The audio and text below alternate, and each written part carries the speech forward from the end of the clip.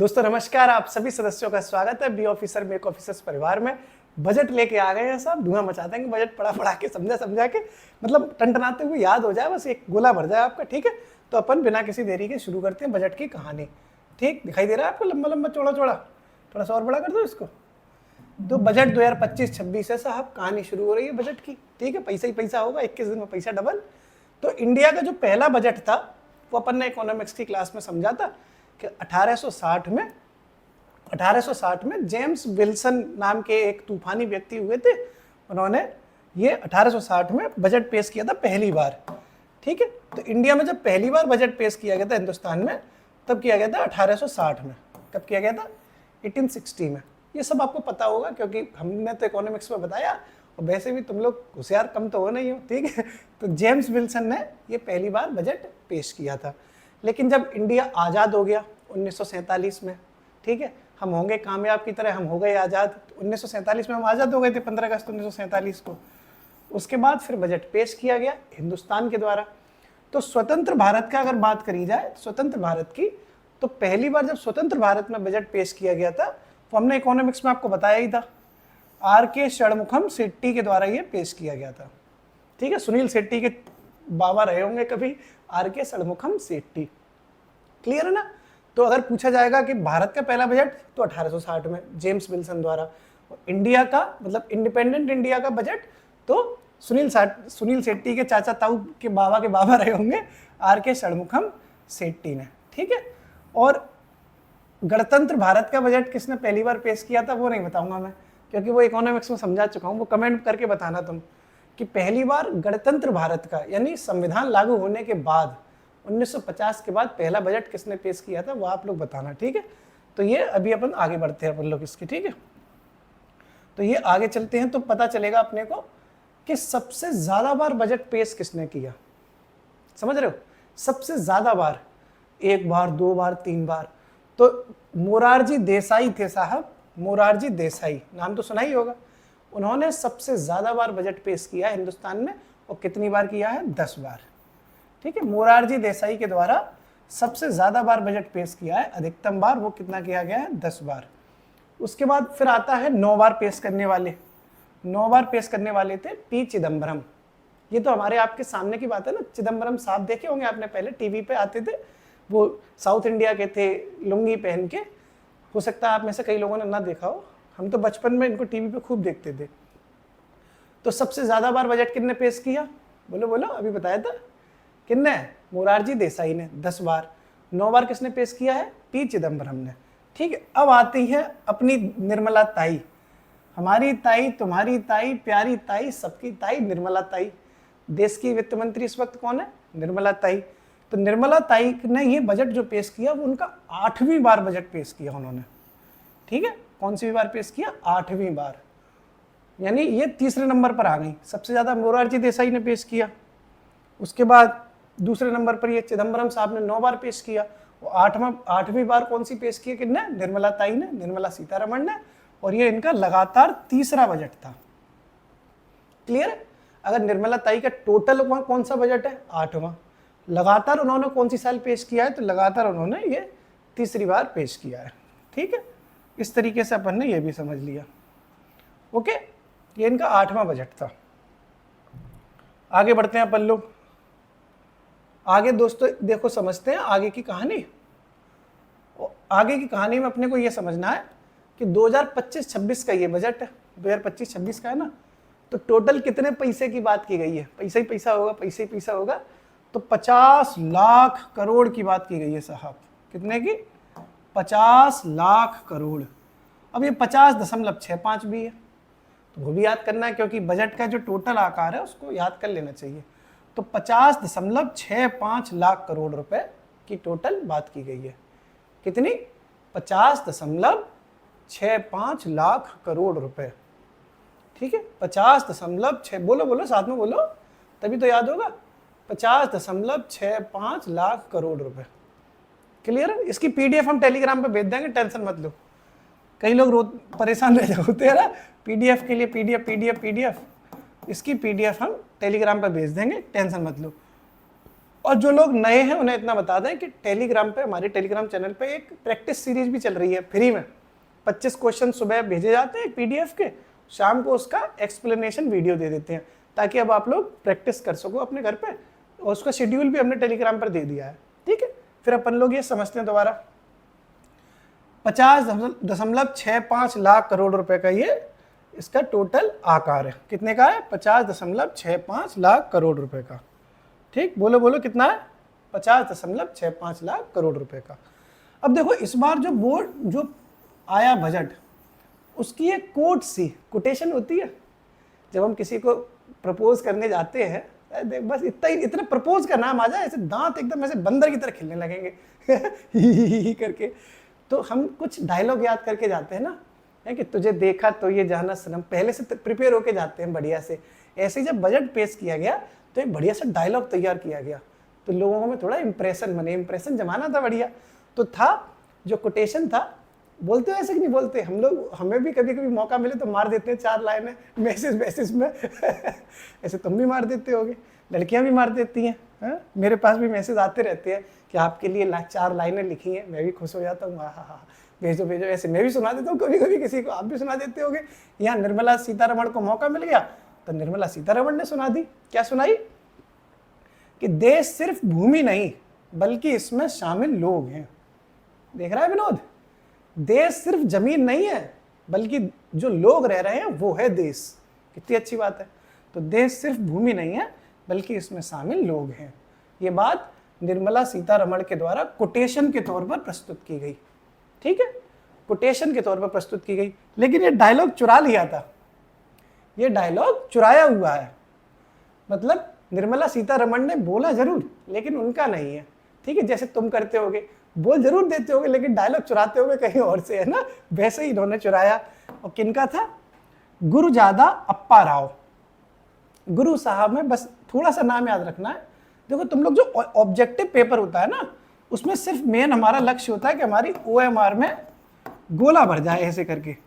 तो जहां गुरु दिख गए भाई सही हो गया, पूरा नाम याद करने की जरूरत ही नहीं है, लेकिन फिर भी हमने लिखा तो है ही पूरा।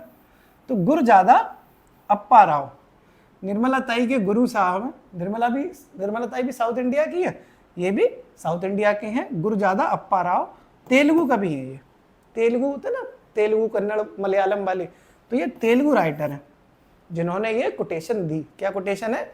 देश सिर्फ भूमि नहीं बल्कि इसमें शामिल लोग हैं। बोलो, देश सिर्फ भूमि नहीं है भाइयों बहनों, इसमें शामिल लोग हैं भाइयों बहनों। भाइयों बहनों कि निर्मला ताई चिल्ला रही है क्या क्या के, ठीक है। तो ये हमने समझ लिया। आकार कितना है बजट का? 50.65 लाख करोड़ रुपए। पैसा ही पैसा हुआ, 21 दिन में पैसा डबल, ठीक है। मजा आ जाएगा भाई, जब धुआं मचा देंगे, पैसा इतना पैसा कमाएंगे, 50 लाख करोड़। फिर बोलेंगे कि इनकम टैक्स डिपार्टमेंट वाले बोला करेंगे सो जा बच्चा सो जा, नहीं तो वो 50 लाख करोड़ लेके आ जाएगा, ठीक है धुआं मचा देंगे साहब। तो ये अपन ने समझा थोड़ा सा बजट को। आगे समझते हैं अपन अगली कहानी, ठीक है। अगली कहानी देखते हैं। अगली जो कहानी है इसमें वो अब शुरू होगी, मेन कहानी तो अब शुरू होगी ना। तो साहब शुरू हो रहा है अपना असली बजट। अभी तक तो कहानी समझी आपने, और आगे बढ़ते हैं। देखो 2 तरह की चीज होती हैं इस बजट के माध्यम से, एक है विकास का इंजन और एक है फोकस एरिया। तो इस बजट में जो विकास का इंजन बताया गया है वो अलग सेक्टर को बताया गया है, जबकि फोकस एरिया किसको बताया गया? अलग सेक्टर को। तो देखो विकास का इंजन होगा, विकास का इंजन का मतलब है कि देश गति कैसे करेगा। इंजन से गति होती है, छुक छुक छुक, ट्रेन चलती है इंजन से छुक छुक छुक छुक। तो गति कैसे करेगा? जब भैया निर्यात होगा तभी तो आएगी चीज़ें। जब हम खुद अपना प्रोडक्शन करेंगे, देश से बाहर सामान जाएगा, तभी तो पैसा आएगा। तो निर्यात होगा तो निवेश, निवेश मतलब इन्वेस्टमेंट होगा, तभी तो इंजन चलेगा गति का, विकास का, ठीक है। ऐसा तो है नहीं कि खुद ही आलू बनाया और सारा आलू खुद ही खा गए, तो पैसा कहाँ से आएगा? पैसा तभी आएगा जब इतना आलू बनाए कि हम खुद भी खा लें और आलू बेच भी दें, ठीक है। ऐसे ही निवेश, इन्वेस्टमेंट कोई करे, ठीक है, तभी तो विकास होगा। ऐसे ही खेती बढ़िया हो साहब, वही आलू वाला एग्जाम्पल। कृषि ऐसी हो कि अपना भी गुजारा हो जाए और दूसरे का भी गुजारा हो जाए, समझ रहे हो? घर वाला भी चले और बाहर वाला भी चले, घर वाली भी चले और बाहर वाली भी चले, तभी मजा आएगा जिंदगी में, है ना। ऐसे विकास का इंजन तभी तो चलेगा जब आगे से भी इंजन चले और पीछे से भी इंजन चले दोहरी रफ्तार से इंजन चलेगा। पर ऐसा ना हो कि सैंडविच बन जाए, ठीक है, एक आगे वाला इंजन आगे की तरफ खींच रहा है और पीछे वाला इंजन पीछे की तरफ खींच रहा है, तो कैसे बुरी तरह फटोगे तुम बीच में से, इतना ध्यान रखना, ठीक है। तो ये एग्रीकल्चर हो गया। अब हो गया एमएसएमई। 4 कुल मिलाकर विकास के इंजन है, ठीक है। वही रेलगाड़ी चुक चुक चुक चुक, एक तो निर्यात ज़्यादा हो, एक निर्यात ज़्यादा हो तो पैसा आएगा, निवेश हो जाएगा। फिर खेती इतनी हो कि हम भी खा लें, दूसरा भी खा ले, दूसरा खाएगा तो उससे पैसे लेंगे तो पैसे ही पैसा होगा।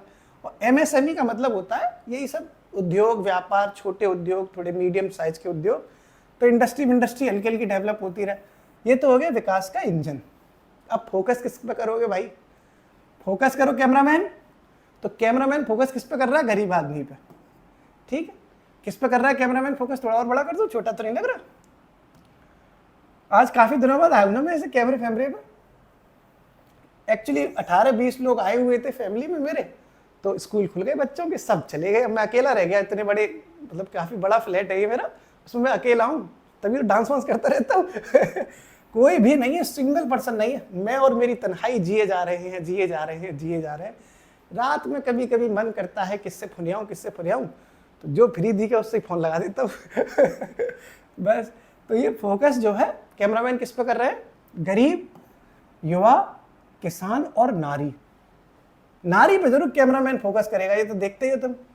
बाकी ये बहुत बड़ी बात है कि गरीब, युवा और किसान पे करेगा ही करेगा, ठीक है, क्योंकि ये देश का कैमरामैन है ना। प्राइवेट कैमरामैन होता तो उसका फोकस सिर्फ यही रहता।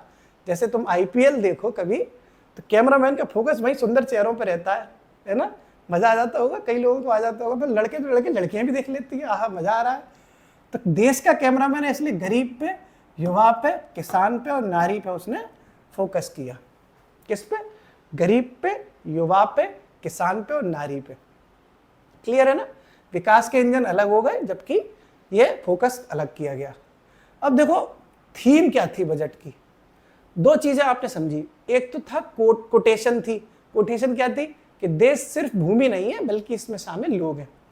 अभी जो गुरुजादा अप्पा राव वाला बताया था ना, तेलुगु राइटर थे गुरुजादा अप्पा राव, उनकी कोटेशन नहीं थी जो निर्मला ताई ने चुरा के बोल दी थी कि देश सिर्फ भूमि नहीं है, देश में शामिल लोग हैं, वो थी उसकी कोटेशन। जबकि थीम क्या है? सबका विकास। याद रखना, सबका साथ सबका विकास नहीं है। पिछले संडे टेस्ट सीरीज में मेरा दोस्त देने गया, उसमें आगे लगा दी थी सबका साथ सबका विकास। वो सरकार का जो नारा है वो इसकी थीम नहीं है, इसमें सिर्फ सबका विकास शामिल है, सबका साथ शामिल नहीं है, ठीक है। सबका विकास इसकी थीम है। अब कुछ पहले शुरू की गई साहब सरकार के द्वारा, वही तो पूछी जाती हैं। तो सबसे पहले हम देखते हैं कि एग्रीकल्चर सेक्टर को लेके, कृषि विकास को लेके कौन कौन सी पहलें शुरू की गई। तो मखाना खाएंगे साहब सबसे पहले। क्या खाएंगे? मखाना बोर्ड। ये मखाना बोर्ड बना है, ठीक साहब, मखाना बोर्ड बना है बिहार में, ठीक है। कहाँ बन गया मखाना बोर्ड? बिहार में। तो पहली चीज हमने एग्रीकल्चर से क्या समझी? बिहार में बन गया मखाना बोर्ड। और ऐसे ही कपास आपने समझते होगे ना, कॉटन के कपड़े पहनते होगे, कॉटन के कपड़े तो पहनते ही होगे ना। थोड़ा हवा आने दो, थोड़ी हवा आने दो, थोड़ी हवा आने दो। कॉटन के कपड़ों में हवा आती है, थोड़ी हवा आने दो आने दो आने दो। तो हवा तो ऐसी आएगी जब कपास होगा, ठीक है। मतलब नंगे घूमोगे तो हवा ही हवा आएगी, लेकिन वो अच्छा नहीं लगेगा ना। तो कम से कम कॉटन पहन के जाओ गर्मी में। तो ये कॉटन के कपड़े तभी मिलेंगे जब कपास उत्पादकता मिशन लागू होगा, ठीक है। तो साहब कपास उत्पादकता मिशन लागू हो रहा है अगले 5 सालों के लिए। बस याद रखना, कपास उत्पादकता मिशन 5 सालों के लिए लागू किया गया है, जो बजट में घोषित किया गया है, ठीक है, ओके। अब एक और देखो चीज लागू की गई है, वो है प्रधानमंत्री, पीएम का मतलब प्रधानमंत्री, धन धान्य कृषि योजना। धन धान्य कृषि योजना कैसे याद रखनी है? एग्रीकल्चर से रिलेटेड है, कृषि से। धान्य मतलब यही सब अनाज, और पैसा ही पैसा होगा, तो इतना अनाज उपजाया जाए कि पैसा ही पैसा हो, उसके लिए ये योजना शुरू की गई है। क्या नाम है? प्रधानमंत्री धन धान्य कृषि योजना, ठीक है। प्रधानमंत्री धन धान्य कृषि योजना शुरू की गई, कृषि से रिलेटेड है। इसमें क्या बताया गया है कि इसमें 100 जिले शामिल होंगे। जो पिछड़े 100 जिले हैं जहां पे कम प्रोडक्शन हो पाता है, उन जिलों को फोकस किया जाएगा, टारगेट किया जाएगा, ताकि थोड़ा सा ज़्यादा प्रोडक्शन हो जाए। और इसमें 1.1 करोड़ किसानों को मदद दी जाएगी। शुभ संख्या लग रही है ना कि नहीं लग रही भाई? 11 एक शुभ संख्या होती है, बीच में पॉइंट घुसेड़ दिया बस। तो 1.1 करोड़ को किसानों को प्रधानमंत्री धन धान्य कृषि योजना के तहत लाभान्वित किया जाएगा। और ये क्योंकि देखो हमने आपको समझाया कि 100 जिले इसमें शामिल हैं, तो ये जिले का ही तो कार्यक्रम हो गया और खेती से रिलेटेड है, तो कृषि जिला विकास कार्यक्रम भी इसको कहा गया है। ठीक है, तो कृषि जिला विकास कार्यक्रम किसे कहा गया है? प्रधानमंत्री धन धान्य कृषि योजना को। ठीक है, क्या कहा गया है? कृषि जिला विकास कार्यक्रम। कितने लोगों की मदद देगी सरकार? 1.1 करोड़ किसानों को मदद देगी।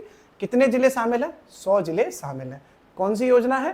प्रधानमंत्री धन धान्य कृषि योजना। क्लियर है मामला? कपास उत्पादकता मिशन, कॉटन के कपड़े पहन के जाओगे, 5 सालों में कपड़े सस्ते हो जाएंगे, बढ़िया, क्योंकि प्रोडक्शन ज़्यादा हो जाएगा। और मखाना खाने कहाँ चलना है अपने को? बिहार पीसीएस के फॉर्म आ गए, मतलब फॉर्म आ गया तो भर भरा के नक्की हो गया सब कुछ, तो उसका पेपर भी आने वाला है। तो जब बिहार पीसीएस का पेपर देने जाएंगे तो मखाना पकाना सब खा के आएंगे आराम से, क्योंकि बिहार में क्या बन गया? मखाना बोर्ड। क्लियर है मामला? ओके, अब देखो आगे बढ़ते हैं अपन लोग हंसते मुस्कुराते हुए। और बताओ, सब सही चल रहा है? मजा आ रहा है लाइफ में? मजा लेते रहो, धुआं मचा देना इस बार। इतना ऐसा ना कर देना कहीं कि आरओ में 200 क्वेश्चन आए और 200 में से 250 कराओ तुम जाके। मतलब 200 में से 250 का मतलब है कि एक गोला भरना था और तुम एक गोला भरना होता है एक ही क्वेश्चन में, पता चली तुम एक ही क्वेश्चन में 2-2 गोले भराए तो 250 ना हो जाए कहीं। इसके बहुत ध्यान रखना भाई, गोला अगर तुमसे गलत भर गया तो तुम लठिया लेके यहाँ चलेंगे वहीं पर, ढंग से तुम्हें रेलेंगे। ठीक है, तो गोला गलत नहीं बनना चाहिए भाई, बिल्कुल नहीं बनना चाहिए। आगे बढ़े साहब, अपन हंसते मुस्कुराते हुए आगे बढ़ते हैं। यहाँ चलते हैं अपन, राष्ट्रीय उच्च पैदावार मिशन। सिंपल है यार, देखो राष्ट्रीय उच्च पैदावार मिशन तो काय के लिए होगा? उत्पादन बढ़ाने के लिए।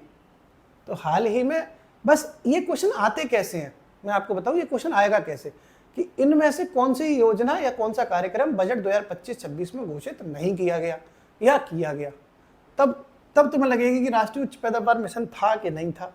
तो ये तो पूछा नहीं जाएगा कि उसको उद्देश्य क्या है, क्योंकि ये तो सिंपल है कि उत्पादन में वृद्धि करनी है।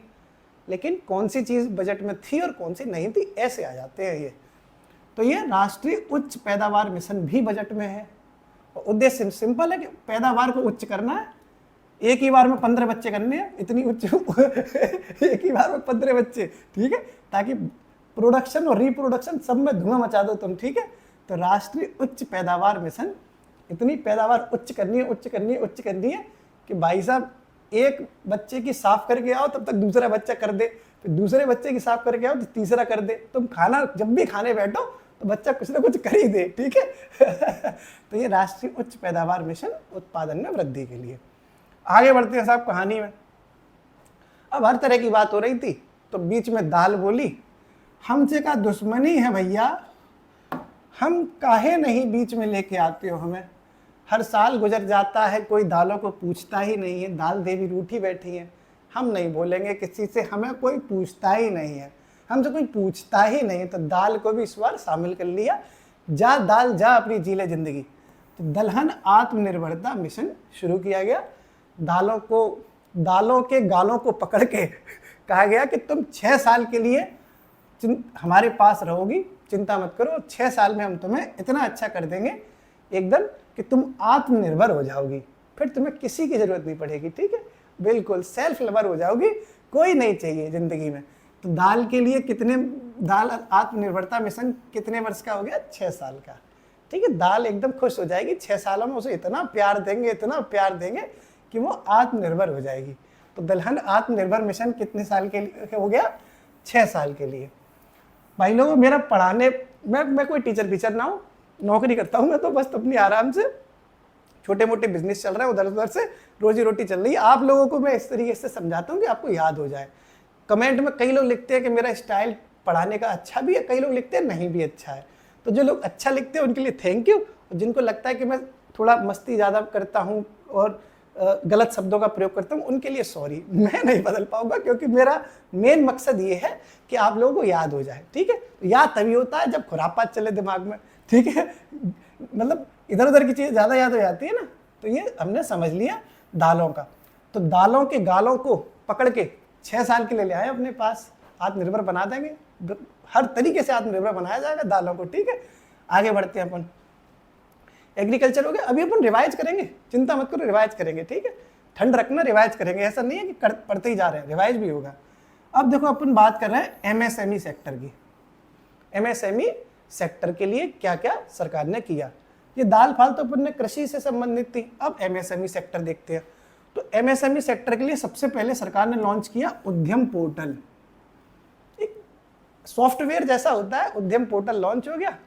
अब उद्यम पोर्टल लॉन्च हो गया तो क्या होगा साहब, तो ये होगा कि जो छोटे छोटे उद्यमी होते हैं, सूक्ष्म उद्यमी मतलब छोटे छोटे व्यापारी टाइप के होते हैं, उनके लिए क्रेडिट कार्ड मिलेगा अलग से, स्पेशल क्रेडिट कार्ड दिया जाएगा ताकि वो 5 लाख रुपए तक अपना उधार ले सकें। देख रहा है विनोद, छोटे छोटे व्यापारी जो हैं उनको उद्यम पोर्टल के तहत कितने पैसे तक की उधारी दी जा सकती है, 5 लाख रुपए तक की उधारी दी जा सकती है। कितने पैसे तक की, 5 लाख रुपए तक की। ठीक है, पैसा ही पैसा होगा, कितना पैसा होगा, 5 लाख रुपए। लेकिन कितने क्रेडिट कार्ड बांटे जाएंगे, कितने, ऐसे तो तमाम, बहुत बड़ा भारत देश है, तो कितने लोगों को देंगे। तो पहली साल तय किया गया है कि हम पहली साल 10 लाख क्रेडिट कार्ड बांटेंगे। कितने, 10 लाख, मतलब 10 लाख रुपए नहीं है, रुपए तो 5 लाख हैं, लेकिन 10 लाख लोगों को बांटेंगे। कितने रुपए बांटेंगे, 5 लाख। 10 लाख लोगों को 5 लाख रुपए बांट देंगे। कौन से पोर्टल के तहत, उद्यम पोर्टल के तहत। क्लियर है मामला, कैसे बांटेंगे, क्रेडिट कार्ड जारी कर करके।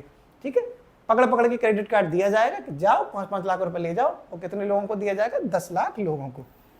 ठीक है, समझ में आ रहा है ना, समझ में आना चाहिए भाई लोगों। ठीक है, समझ में आ गया तो गोला भर ले जाओगे, और नहीं तो बजट और इकोनॉमिक सर्वे और मिनरल्स के डेटा में ऐसे चक्कर आ जाएंगे तुम्हें कि धुआं मच जाएगा जिंदगी में। ठीक है, फिर समझोगे पढ़ा तो था, लगा दूं, जय माता दी, जय माता दी, बी लगा दूं, बी ला, सुना था, या खुदा बचा लेना मुझे इसका सी। अब खुदा क्या तुम्हें खाक बचाएगा जब तुम खुद अपने आप को नहीं बचा रहे। भाई जो तुम खुद अपने आप को नहीं बचा पाओगे तो खुदा क्यों बचाएगा, अपने आप को बचाओ, खुदा अपने आप बचाएगा तुम्हें। ठीक है, खुद पर भरोसा रखना भाई लोगों। ठीक है, खुदा भी उसी की मदद करता है जो खुद की मदद करने के लिए आगे रहे। ओके, आगे बढ़ते हैं अपन, आगे देखो। ठीक है साहब, अब अपन ने क्या समझा, थोड़ा सा और इसको बढ़ा करके आगे बढ़ाते हैं ताकि अच्छे से आपको याद हो सके। फिर क्या करा, अभी आज ये मेरा काम नहीं कर रहा है, मुझे लग रहा है ठीक से हैंग सा कर रहा है। आगे बढ़ते हैं साहब, ये देखो, हाँ यहां आ गए अपन लोग, ऐसे समझो। उद्यम पोर्टल तो समझ लिया।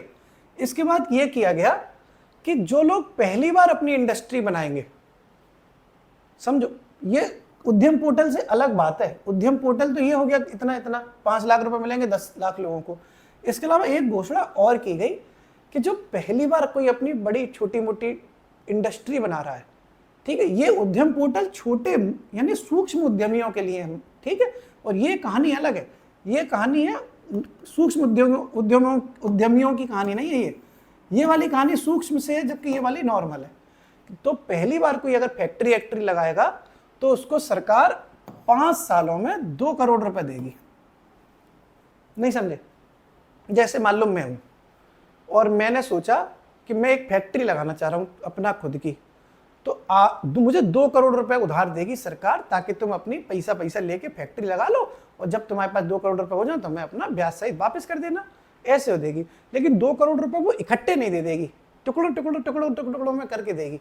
मान लो आज 20 लाख दे दिए, फिर 2 महीने बाद 15 लाख दे दिए, ऐसे टोटल 5 सालों तक देगी हमें, और 2 करोड़ रुपए देगी। जो पहली बार अपनी फैक्ट्री लगाएगा, पहली बार उद्यम स्थापित करेगा, तो 5 सालों में उसे 2 करोड़ रुपए तक का ऋण दिया जाएगा। क्लियर है, ठीक ना, ओके। आगे समझते हैं अपन। एक और देखो स्कीम लॉन्च की गई है, उसका नाम है फोकस। फिर कैमरामैन फोकस करेगा, और फोकस प्रोडक्ट स्कीम ये लॉन्च की गई बजट 2025-26 में। कौन सी स्कीम है, फोकस प्रोडक्ट स्कीम। प्रोडक्ट पे फोकस किया जा रहा है, प्रोडक्ट पे ही तो फोकस करते हैं। प्रोडक्ट अच्छा होता तो ज्यादा फोकस चलता है, लंबी देर तक चलता है, ऐसे करके यूं करके तो अच्छा चलता रहता है। प्रोडक्ट अगर अच्छा नहीं लग रहा तो एक बार निगाह पड़ी, फिर देखने लगे, प्रोडक्ट अच्छा है तो भी टकटकी लगा के देखते रहोगे, है, तो वही प्रोडक्ट पे फोकस किया जा रहा है। तो focus focus focus product scheme साहब, इसको समझते हैं क्या है। तो फोकस जब हम कर रहे हैं तो सबसे पहले उसको सर से लेके पैर तक देखना है। तो पैर पे पहले देख लो।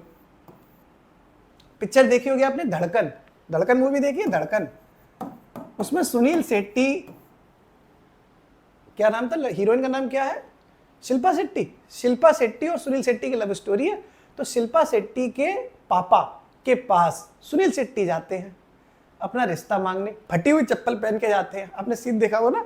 तो उसके सुनील शेट्टी, शिल्पा शेट्टी के पापा सुनील शेट्टी की फटी हुई चप्पल देखते हैं। यानी सबसे पहले फोकस किस पे किया गया, फुटवियर, उस पर चप्पलों पे फोकस किया जाता है कि किसी को निहारना हो, ताड़ना हो या उसकी जजमेंटल तरीके से देखना हो तो लोग चप्पल जूते बहुत देखते हैं। मैं सस्ते जूते पहन लूँ तो लोग घास नहीं डालते मुझे मतलब कोई क्या किसी को नहीं डालते, जबकि मैं सस्ते जूते पहनता हूँ।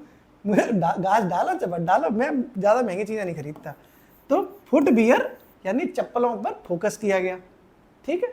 और लेदर क्षेत्र पर, यानी कि उसकी जो जैकेट है वो लेदर की है कि नहीं, ऐसा तो नहीं रेक्जिन की पहन के आ गया हो।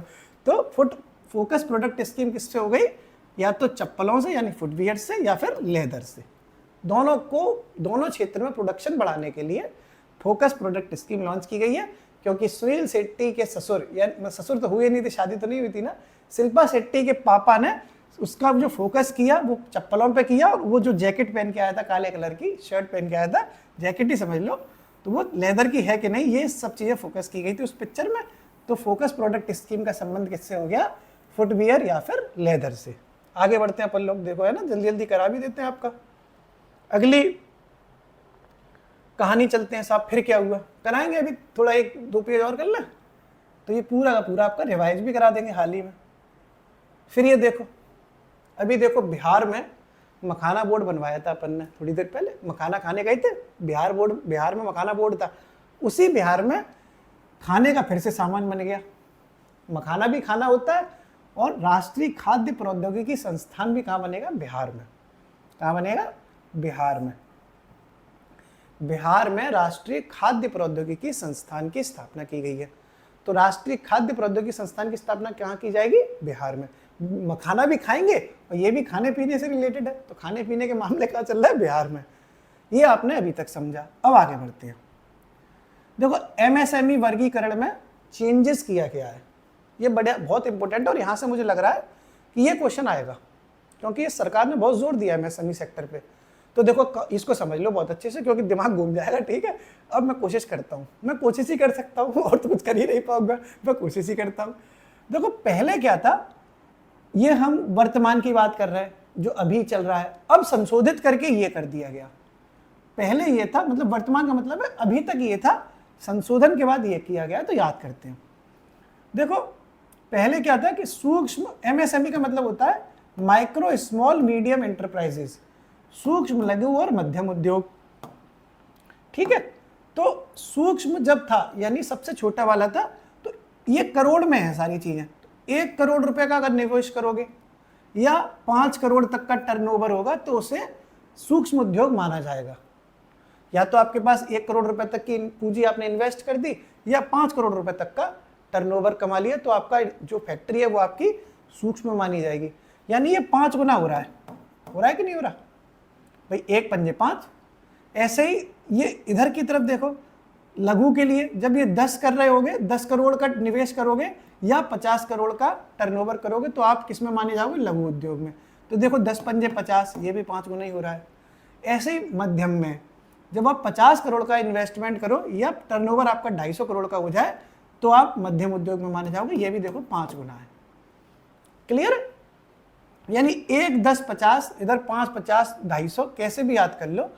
1 पंजे 5, 10 पंजे 250, वो 10 पंजे 50 और 50 पंजे 250, यानी 5 गुने का ही तीनों में हिसाब किताब है। तो ये इस कैटेगरी के पहले इस तरीके से नापे जाते थे, ठीक है ना। अब संशोधित कर दिया गया है। अब किया गया है कि 2.5 करोड़, यहाँ पहले 1 करोड़ तक का निवेश था, यहाँ करके 2.5 करोड़ कर दिया। 2.5 करोड़ का निवेश हो या 10 करोड़ का टर्नओवर हो तो आपको माना जाएगा सूक्ष्म में। तो ये भी सेम देखो 5 है, ठीक है। और 25 करोड़ का निवेश हो या 100 करोड़ का टर्नओवर हो तो आप माने जाओगे लघु उद्योग में, तो ये भी 5 ही गुना है। नहीं नहीं, ये 5 गुना का हो गया, ये तो कम हो गया ना, 25 चौक 100 हो गया, तो 2.5 चौक 10 होता है ना, ये इंटू 4 है, सॉरी गड़बड़ हो गई, अब देखो अब सही हो गया, इंटू 4 था ना, ये भी इंटू 4 है और ये भी इंटू 4 है। पहले 5 गुना का हिसाब किताब था, अब 4 गुना का हिसाब किताब किया गया है, यानी 2.5 से 4 का गुणा किया 10 आ गया, 25 से 4 का गुणा किया 100 आ गया, और 125 में 4 का गुणा किया तो 500 आ गया। तो पहले 5 के गुणा करना पड़ता था टर्नओवर के लिए, उसका क्राइटेरिया था, अब 4 गुणा कर दो, सिंपल है। तो ये समझ गए कि अब अगर 2.5 करोड़ रुपए का निवेश करो या 10 करोड़ तक का टर्नओवर हो तो आप सूक्ष्म में माने जाओगे। सेम ऐसा ही इधर है, या तो 25 करोड़ का निवेश करो या 100 करोड़ का टर्नओवर हो, आप लघु में माने जाओगे, या 125 का निवेश करो और 500 का आपका टर्नओवर हो जाए तो आप मध्यम में माने जाओगे। ये सब इंटू 4 है, पहले ये सारी चीजें इंटू 5 में थी, बस ये अंतर किया गया है। बाकी 1 की जगह 2.5 हो गया, 10 की जगह 25 हो गया, तो देखो क्लियर है, इधर से ये तो निकाल लिया, 1 की जगह 2.5 हुआ है, ठीक है, इसका मतलब ये 2.5 गुना बढ़ गया। 10 की जगह 25 हुआ, इसका मतलब ये भी 2.5 गुना बढ़ गया। 50 की जगह 125 हुआ, इसका मतलब ये भी 2.5 गुना बढ़ गया। कैसे भी आपकी इच्छा हो वैसे याद कर लो, सबने अपने अपने तरीके से याद कर लो। हमने तो ऐसे ही किया कि पहले इंटू 5 था, अब इंटू 4 हो गया, सिंपल है, ज़्यादा दिमाग लगाना ही नहीं है। ये आना है पेपर में, इसलिए मैंने थोड़ा इसमें 2-4 मिनट ज़्यादा ली। क्लियर है मामला? ये आपने समझ लिया पूरा एमएसएमई सेक्टर को, कि अगर आप कितने रुपए तक का निवेश करोगे तो आप कौन से सेक्टर में हो, या कितने करोड़ तक का टर्नओवर है तो आप कौन से सेक्टर में हो। ओके, आगे बढ़ते हैं अपन लोग,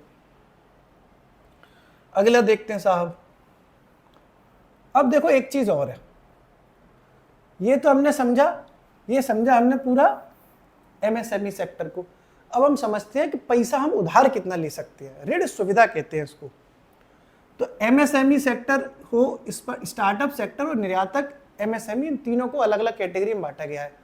कि अगर आप स्टार्टअप चलाते हो तो आप अलग कैटेगरी में आओगे, आप एमएसएमई चलाते हो तो आप अलग कैटेगरी में आओगे, और अगर आप निर्यातक एमएसएमई सेक्टर, मतलब आपने प्रोडक्शन किया, कोई फैक्ट्री लगाई, एमएसएमई का मतलब फैक्ट्री लगाई छोटी मोटी, ठीक है, लेकिन उसका मकसद क्या था कि सारा आपका प्रोडक्ट, आपने फैक्ट्री इसलिए लगाई ताकि आपका सारा प्रोडक्ट एक्सपोर्ट किया जा सके। आप कोई फैक्ट्री लगा रहे हैं, आपके यहाँ बोतल बन रही है, मान के चलते हैं आपने फैक्ट्री लगाई बोतल की, बोतल बनती है आपके यहाँ पे, तो बोतल वो इंडिया में यूज नहीं होगी, उसका निर्यात होगा, तो उस कैटेगरी को कहते हैं निर्यातक एमएसएमई कैटेगरी, ठीक है। तो इसमें क्या था, एमएसएमई सेक्टर वाला पहले आदमी 5 करोड़ रुपए तक का उधार ले सकता था, पहले तक, मतलब अभी तक। अब इसको चेंज करके कितना कर दिया गया है, 10 करोड़ कर दिया गया है, गुणा 2 कर दिया, ठीक है, यानी कि पहले 5 करोड़ तक का ले सकता था, अब 10 करोड़ तक का ले सकता उधार। ऐसे स्टार्टअप वाला पहले 10 करोड़ रुपए तक का उधार ले सकता था, अब इसको भी इंटू 2 कर दिया है, ये भी 20 करोड़ रुपए, ये भी इंटू 2 है, ये भी इंटू 2 है। स्टार्टअप वाला पहले 10 करोड़ तक का ले सकता था, उसको अब 20 करोड़ रुपए तक का उधार मिल जाएगा। निर्यातक एमएसएमई पहले भी 20 करोड़ का ले सकता था, अभी इसके लिए कुछ नहीं बढ़ाया गया, ये 20 ही करोड़ मिलेंगे इसे। क्लियर? पहले भी 20 करोड़ मिलते थे, अब भी 20 करोड़ ही मिलेंगे। ओके, तो चेंज किसमें किया गया, एमएसएमई सेक्टर में और स्टार्टअप सेक्टर में। जबकि निर्यातक एमएसएमई सेक्टर में पहले भी 20 करोड़ रुपए थे, अभी भी 20 करोड़ रुपए ही आपको उधार मिलेंगे, यानी ऋण सुविधा, जो मतलब उधारी की सुविधा। क्लियर? ये थोड़ा सा टेक्निकल था तो मैंने टाइम देके समझाया, इसमें मैंने कोई मजाक भी नहीं किया, ठीक है। अब फिर मजाक शुरू होगा अपना, क्योंकि अब देखो टेक्निकल चीजें खत्म हो गई, आगे मजा आएगा।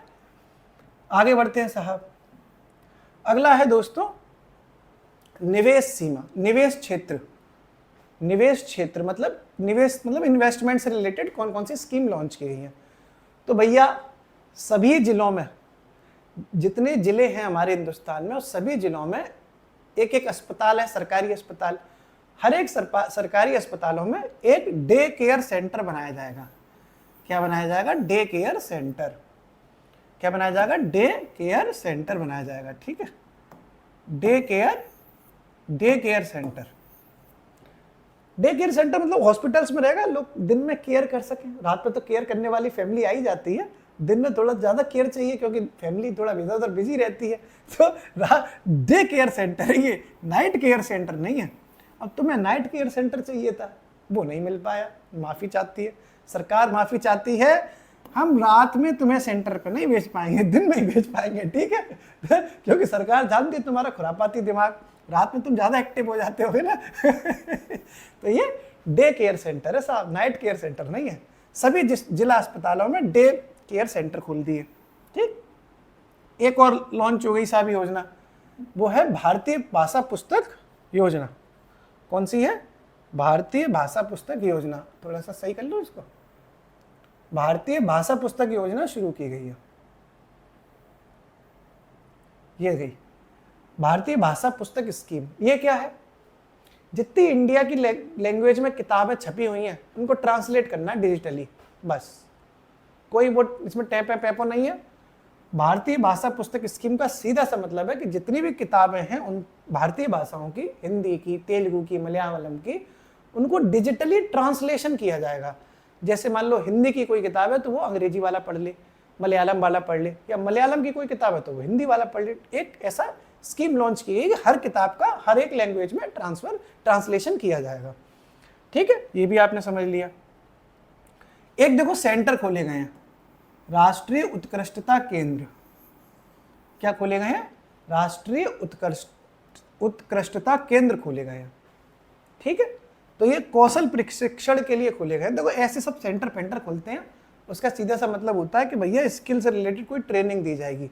उत्कृष्टता केंद्र मतलब व्यक्ति में, बच्चों में थोड़ा सा एक्सीलेंस अंदर से आए, थोड़े तूफानी हो सके ना, एकदम लकीर के फकीर ना हो कि हर वही टीचर ने कहा था तो वही करेंगे, टीचर ने कहा था वो नहीं करेंगे, अपना दिमाग भी लगाएंगे। इसलिए कौशल प्रशिक्षण ये शुरू किया गया है। ठीक साहब, ओके। ये क्या हुआ? लगता है कुछ नया हुआ है ना। तो इस तरीके से अपन ने ये समझा। आगे देखते हैं दोस्तों अपन अगली स्लाइड्स। ठीक है, अब देखो आगे, अभी पूरा रिवाइज करेंगे, पहले आपको कहानी समझा तो दूं। भाई बजट बहुत बड़ा होता है यार, इतना मोटा बजट था, उसको इतना समरी बनाई गई है उसकी। ठीक है तो ये आगे बढ़ते हैं अपन। अब देखो मामला आ गया शिक्षा का, हमारा तुम्हारा शिक्षा चल रही है, तो शिक्षा के लिए साहब एआई सेंटर बनना है। एआई सेंटर समझ रहे हो? जहां आर्टिफिशियल इंटेलिजेंस के साथ में शिक्षा दी जा सके। और उसके लिए आर्टिफिशियल इंटेलिजेंस यानी आर्टिफिशियल इंटेलिजेंस मतलब एआई मतलब कृत्रिम बुद्धिमत्ता, उसके लिए सेंटर बनाए गए। और पैसा खर्च हो रहा भाई साहब 500 करोड़ रुपया, 1-2 करोड़ खर्चना हो रहा, 500 करोड़ रुपए बढ़ रहे, 500 करोड़ रुपए हमारे दोस्त तो ऐसे बोलते भाई साहब मजा आ जाएगा, 500 करोड़ रुपए मिलना, 500 करोड़ रुपए तो वो 500 करोड़ रुपए मिलना है साहब शिक्षा के लिए। सो भी काय के लिए? एआई के लिए। हम तो एआई से पूछते रहते हैं रात में, फैमिली चली गई ना घर पे, तो रात में पूछता हूँ और एलेक्सा कैसी हो, तो एलेक्सा बोलती है अच्छी हूँ। फिर मैं एलेक्सा से पूछा एलेक्सा मन नहीं लग रहा, तो एलेक्सा मुझसे पूछती है कैसे मन लगाऊं आपका संभव। मैंने एलेक्सा मुझसे प्यारी प्यारी बातें कर लो तो एलेक्सा कहती है चल बदमाश नहीं तो। जो ऐसे एआई सेंटर बनाए जा रहे हैं कि वो एलेक्सा बदमाश नहीं तो ना, एलेक्सा ऐसे ना बोले कि बदमाश नहीं तो, मेरा दिल टूट जाता है। ठीक है, एलेक्सा बोले बिल्कुल बिल्कुल संभव बिल्कुल। इसलिए बढ़िया वाले सेंटर बनना है 500 करोड़ रुपए खर्च करके, इलाका धुआं धुआं करता है। ठीक है तो ये शिक्षा के लिए साहब एआई सेंटर बनना है 500 करोड़ रुपए खर्च करके। ओके, आगे बढ़ते हैं अपन। अगला है अटल टिंकरिंग प्रयोगशाला है, लैब्स। लैब होती है ना, प्रयोगशाला को लैब कहते हैं ना, लेबोरेटरी। तो ये कुछ बढ़िया लैब्स बनेंगी, 5 सालों में बनेंगी, 50,000 स्कूलों में बनेगी। ये अच्छा है, हिंदुस्तान के 50,000 स्कूलों में 5 सालों में, 50,000 स्कूलों में 5 सालों में क्या बनेंगी? अटल टिंकरिंग लैब्स। ठीक है, अटल बिहारी वाजपेयी जो प्रधानमंत्री रहे भारत के, उनके नाम पर ये अटल लैब्स बनेंगी। 50,000 स्कूलों में बनेंगी। कितने सालों में बनानी है? 5 सालों में। ठीक साहब, शिक्षा से संबंधित मजा आ जाता है, एकदम धुआं मचा देते हैं। ये देखो शिक्षा वाला समझ लिया कि एआई वाले के लिए 500 करोड़ रुपया, और अटल टिंकरिंग लैब कितनी बनेगी? 5 सालों में 50,000 स्कूलों में। आगे बढ़ते हैं साहब। आगे अपन को समझना है चिकित्सा शिक्षा विस्तार। इसकी पीडीएफ भेज देंगे, रोना मत। ठीक है, कल आपको PDF मिल जाएगी, टेंशन मत लो बिल्कुल। नोट्स वोट्स मत बनाओ ये सब, क्योंकि अब देखो तुम्हारे 8 दिन बाद काम ज़्यादा आएगा नहीं, मतलब आएगा पेट और लेट पेट में आएगा, लेकिन PDF भेज देना साफ सुथरी रंगीन मिजाज की। इतने रंगीन तो तुम नहीं होगे जितनी रंगीन हमारी PDF है। इतने रंगीन तो हम नहीं लगे जितनी रंगीन हमारी PDF है। ठीक है साहब, तो ये बढ़िया PDF है, मोबाइल में रखा करो। चिकित्सा शिक्षा विस्तार, चिकित्सा शिक्षा विस्तार एक योजना शुरू की गई। क्या मतलब है? चिकित्सा शिक्षा यानी कि जो मेडिकल स्टूडेंट्स होते हैं उनसे रिलेटेड है ना, चिकित्सा की शिक्षा दी जा रही है। ठीक है, तो 10,000 सीटें एक्स्ट्रा MBBS और ये जो B फार्मा C फार्मा क्या क्या चलता है, तो मेडिकल सेक्टर में 10,000 एक्स्ट्रा सीटें बनाई जाएंगी ताकि 10,000 बच्चे ज़्यादा पढ़ सकें। और इसके अलावा ये तो फिलहाल बनी जाएंगी इसी साल, इसके अलावा अगली 5 सालों में 75,000 सीटें और जोड़ी जाएंगी। नहीं समझे भाई, ये बजट इसी साल लॉन्च हुआ, तो इस साल 10,000 सीटें हम जोड़ देंगे। ठीक है, जितनी अभी टोटल सीटें रही होंगी उसमें हम 10,000 सीटें जोड़ देंगे, मतलब अलग अलग कर, कुछ सीटें MBBS में जोड़ देंगे, कुछ सीटें B फार्मा में जोड़ दी जाएंगी, कुछ सीटें किसी में जोड़ दी जाएंगी, ऐसे। और अगले 5 सालों में 75,000 सीटें टोटल और जोड़ दी जाएंगी। तो ये क्या हो गया? चिकित्सा शिक्षा का विस्तार हो रहा है। विस्तार हो रहा है तभी तो सीटें जुड़ रही हैं, ये आपने समझ लिया। फिर देखो आगे चलते हैं अपन। अगला जो है वो है ऑनलाइन प्लेटफॉर्म कामगारों का कल्याण। ऑनलाइन प्लेटफॉर्म कामगारों का कल्याण, ये ई श्रम पोर्ट, देखो ऑनलाइन, इसको भी समझाता हूँ। ऑनलाइन प्लेटफॉर्म कामगारों का विस्तार का मतलब है कामगार। कामगार मतलब श्रमिक टाइप के जो काम कर रहे हैं लोग। हम भी मजदूर हैं, हम भी काम ही कर रहे हैं, नौकरी में भी काम करते हैं, यूट्यूब पे भी काम करते हैं, हर आदमी मजदूर होता है अपनी आप जिंदगी में।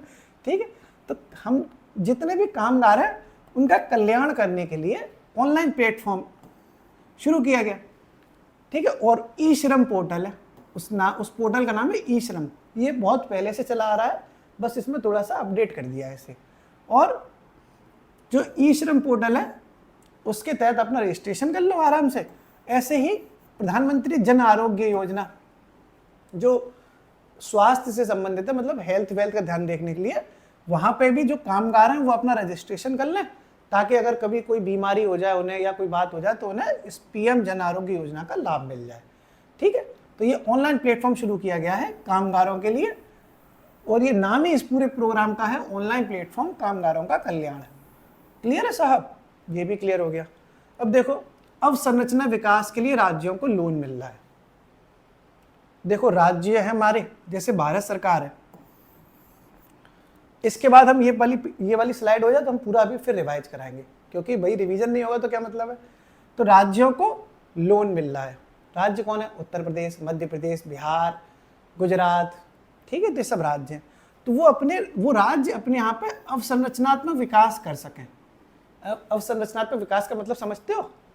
जैसे सड़क बन सके, हॉस्पिटल बन सकें, एयरपोर्ट बन सकें, पोर्ट बन सकें, रेलवे तो भारत सरकार बनाएगी, मतलब कुल मिलाकर रेलवे, मतलब कुल मिलाकर अपने यहाँ पर बढ़िया डेवलपमेंट कर सकें। तो उसके लिए राज्यों को लोन दिया गया है 1.5 लाख करोड़ रुपए का। बहुत लोन है ये भाई साहब, मजा आ गया सभी राज्यों का। देख रहा है विनोद, 1.5 लाख करोड़ रुपए दिए जा रहे हैं। चक्कर ना आ जा कहीं मुझे देख देख के, कितना पैसा बट रहा है साहब। काश में राज्य होता, मेरा नाम राज्य होता, कितना अच्छा लगता। पापा मेरा नाम रख देते राज्य, ठीक है, तो मेरे को 1.5 लाख करोड़ मिल जाते। और साथ में देखो विनोद, ये भी है कि 50 सालों तक ब्याज फ्री लोन है ये। यानी ये 1.5 लाख करोड़ रुपए ले लो और 50 सालों तक आपको ब्याज नहीं देनी है। समझ रहे हो? यानी 1.5 लाख करोड़ खाए जाओ, 50 साल तक कोई आज ब्याज का लफड़ा ही नहीं है। ठीक साहब, यानी 50 साल तक अगर वापस कर दिए सरकार ने, वापस करने हैं, लोन है ये, कोई उधार में नहीं बट रहा।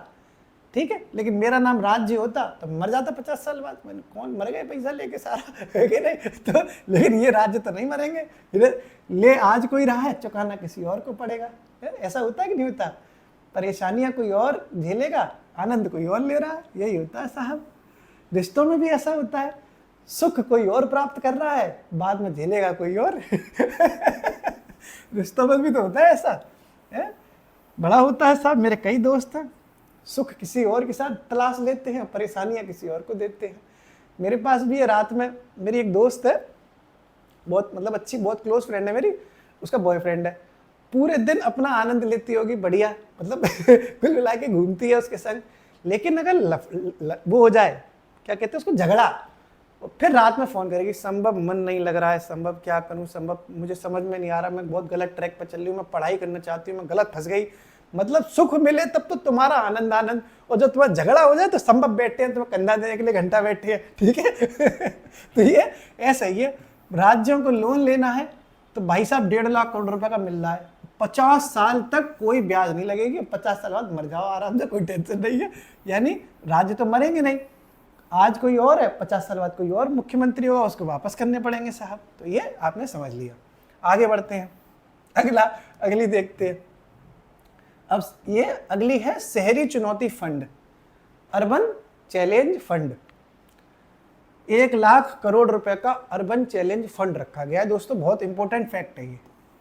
1 लाख करोड़ रुपए का अर्बन चैलेंज फंड अभी तैयार किया गया है। 1 लाख करोड़, समझ रहे हो? अर्बन चैलेंज फंड के लिए 1 लाख करोड़ रुपए मिल रहे हैं। ये मालूम क्या होता है? शहरी चुनौती, जैसे टॉयलेट्स वगैरह सही हो, ट्रैफिक ना लगे, सीसीटीवी कैमरे इंस्टॉल हो, कनेक्टिविटी अच्छी हो, ये सारी चीजें होती है अर्बन चैलेंज फंड में। यानी इन सब चीजों को निपटने के लिए 1 लाख करोड़ रुपए कंप्यूटर जी दिए जाएंगे। ठीक साहब। फिर ऐसे ही जल जीवन मिशन है, बहुत टाइम से चल रहा है ये जल जीवन मिशन। पानी पानी होगी, आज ब्लू है पानी पानी, मैं संग तेरे पानियों से पानियों से पानियों से बहता रहूं, तू सुनती रहे मैं कहानियों से कहता रहूं। तो वो ये जल जीवन मिशन है पानी वाला। तो ये 2028 तक इसका 100% विस्तार करने का प्लान है भाई। मतलब कि कागजों में चल रहा है ये, लेकिन पानी की वजह से कई लोग परेशान हैं। तो 2028 तक 100% ये मिशन लागू हो जाना चाहिए। कब तक? 2028 तक। इसके लिए सरकार ने अभी कितने पैसे और दे दिए? 67,000 करोड़ रुपए। कितने दे दिए? 67,000 करोड़ रुपए और दिए हैं सरकार ने, ताकि जल जीवन मिशन 2028 तक, कब तक? 2028 तक 100% लागू हो जाए। कितना पैसा है? 67,000 करोड़। ऐसे ही दोस्तों एक और है, सामुदायिक विकास मिशन, वो विकास निधि। ये भी निधि मतलब फंड, निधि का मतलब होता है पैसा, ठीक है? निधि का मतलब होता है पैसा, फंड। तो सामुदायिक विकास निधि के लिए सरकार ने 25,000 करोड़ रुपए बांटे हैं। अभी देखो थोड़ा कई सारे पैसे हो गए ना, रिवाइज करेंगे सब सही हो जाएगा। कम्युनिटी का डेवलपमेंट करना हो तो भैया 25,000 करोड़, ठीक है?